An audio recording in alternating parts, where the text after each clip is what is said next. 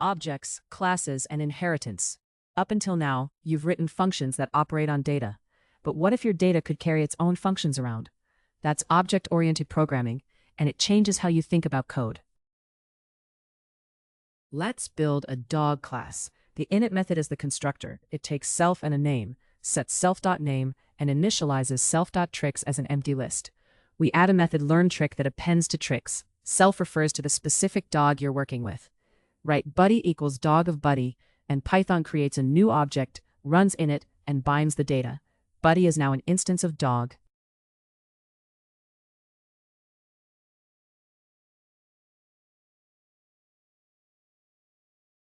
Create two dogs, Buddy and Rex. They're both dog instances but independent objects. Buddy.learnTrick of rollover only affects Buddy.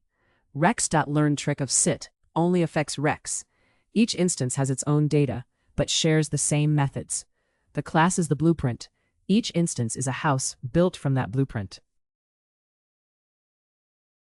Now the powerful part, inheritance. Want a guide dog that does everything dog can plus extras? Define class guide dog inheriting from dog. It gets init, learnTrick, everything for free. But you can add new methods like guide or override existing ones. This is a relationship. A guide dog is a dog. Lets you build specialized versions without duplicating code.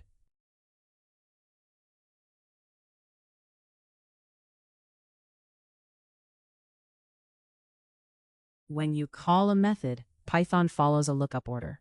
Check the instance, then its class, then the parent class, all the way up. If guideDog doesn't define bark, but dog does, calling guideDog.bark finds and uses dog's version. Python walks up the hierarchy until it finds the method. If it never finds it, you get an attribute error.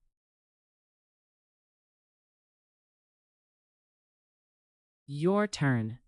GuideDog doesn't define bark, but dog does. What happens when you call guideDog.bark? Pause and think.